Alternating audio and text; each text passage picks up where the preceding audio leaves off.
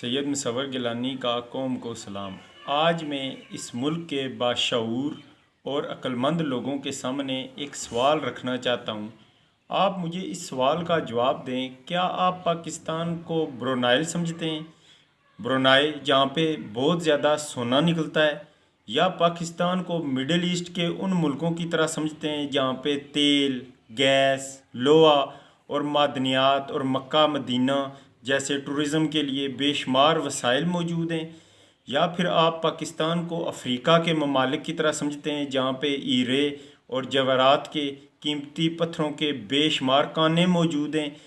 کہ آپ پاکستان کے ساتھ اس طرح کا رویہ یا بیہیو رکھتے ہیں یا وہ چیزیں کرنے کی کوشش کرتے ہیں جس طرح ان بادشاہی نظام جن ملکوں میں قائم ہے، ان ملکوں میں جہاں پہ تیل کے کھوہ اور کنویں ہیں، وہاں پہ اس قسم کے ایکسپیریمنٹ ہو جائیں تو کوئی چیزیں سمجھ میں آتی ہیں؟ آپ مجھے بتائیں کہ 75 سال سے آپ لوگ اس ملک کے ساتھ تجربہ گاہ اس ملک کو بنایا ہوا ہے، تو آپ کو ابھی تک اتنا آئی ایم ایف اور ورلڈ بینک سے ہم نے قرضہ لیا ہوا ہے، اس قدر مہنگائی ہوئی ہے کہ ہوش ربا مہنگائی کہ جس کا کوئی بندہ جس کا کوئی تصور بھی نہیں کر سکتا۔ ابھی بھی آپ لوگوں کو چیزوں کی سمجھ نہیں آتی اور آئی ہے۔ آپ نے سب سے پہلے جب عمران خان کی رجیم چینج کی اور پی ڈی ایم بنائی، 1.5 سال انہوں نے اس ملک کو رول کیا، اور اینڈ میں ہم نے کیا دیکھا جی کہ اس پی ڈی ایم کے جتنے بھی وزیر اعظم اور جن جن لوگوں کو وزارتیں ملی، احسن اقبال کو لے لو، رانا ثناء اللہ کو لے لو، مریم نواز کو لے لو، شہباز شریف کو لے لو، جب وزارتوں کے مزے پورے لے لیے تو پھر ایک دوسرے پہ تہمتیں اور الزام لگانا شروع کر دیے کہ جی پیپل پارٹی ہم نے اپنی طرف سے صحیح کام کیے، پیپل پارٹی والوں نے صحیح کام نہیں کیے۔ ادھر سے قمر زمان کائرہ کو لے لیں، بلاول بھٹو کو لے لیں، اور پیپلز پارٹی کے راجہ پرویز اشرف کو لے لیں، ادھر سے دوسرے جو سندھ کے وزیر ہیں ان کی طرف سے لے لیں، اشرف غنی، اس کو غنی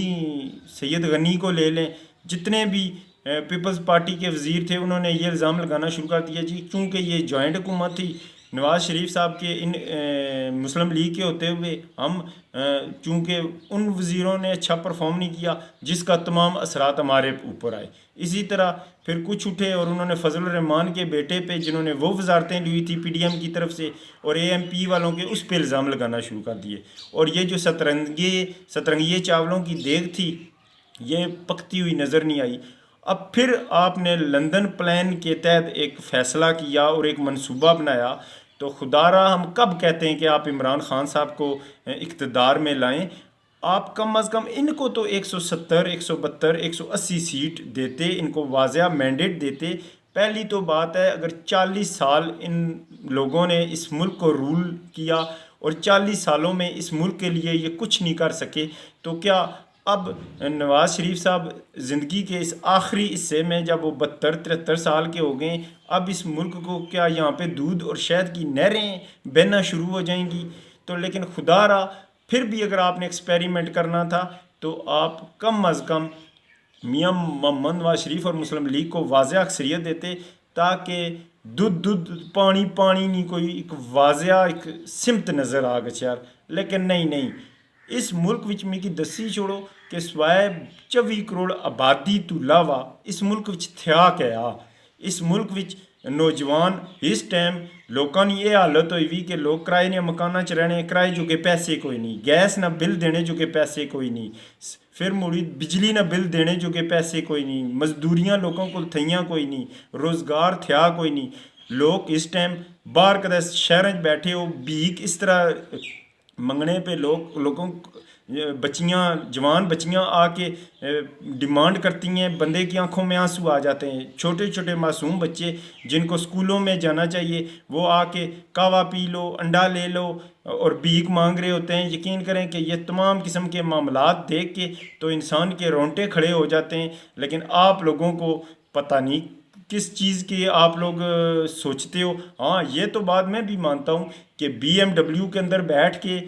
وضو جو ہے وہ گیزر کے پانی سے کر کے اور اے سی کے سامنے نماز پڑھ کے اور پاکستانی عوام کے ٹیکس کے پیسوں سے حج اور عمرہ کرنے سے انسان یہی سمجھتا ہے کہ میں اللہ کے سب سے زیادہ نزدیک ہو گیا ہوں، لیکن اللہ تعالیٰ کی ذات فرماتے ہیں کہ روز محشر والے دن یہ تمام چیزیں میں تمہارے منہ پہ ماروں گا۔ تو خدا را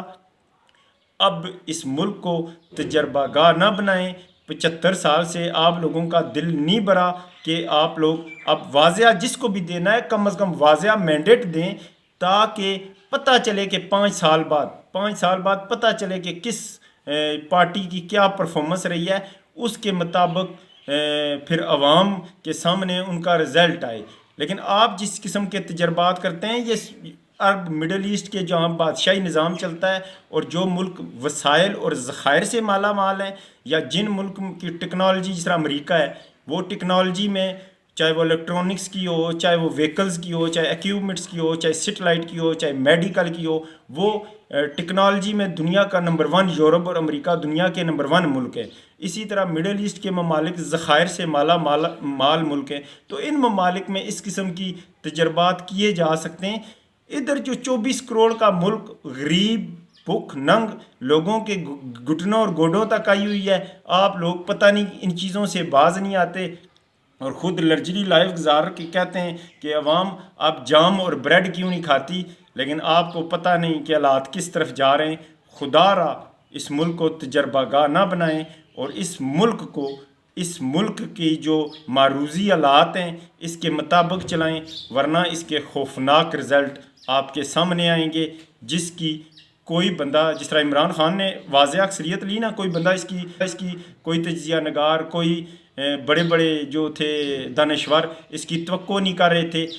یقین کریں کہ ایسے حالات بنیں گے جس کی کوئی توقع بھی نہیں کر سکتا۔ خدا را جو معاشرے میں، ملک میں غریب عوام جس غربت کی چکی میں پس رہا ہے، ان تمام باتوں پہ غور کریں اور اس کو محسوس کریں، اور جائیں شہروں میں، بازاروں میں، گاؤں میں، دیہاتوں میں، ہر طرف گھومیں پھریں اور عوام کے معاملات کو انڈرسٹینڈ کریں، ورنہ آپ کے پاس سمجھنے کے لیے اور سوچنے کے لیے کچھ بھی نہیں رہ جائے گا، اور زمین آپ کے نیچے سے اس طرح سرک جائے گی جس طرح کارپٹ انسان کے پاؤں کے نیچے سے سرک جاتا ہے، اور یہ ریڈ کارپٹ اور یہ گرم گیزر کا پانی یہ آپ کے لیے وبال جان بن جائے گا۔ خدا را اس ملک کو تجربہ گاہ نہ بنائیں اور اس ملک کے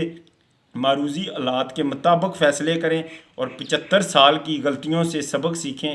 ورنہ اللہ تعالیٰ کی ذات خود بہتر فیصلے کرنے والی ہے۔ پاکستان زندہ باد۔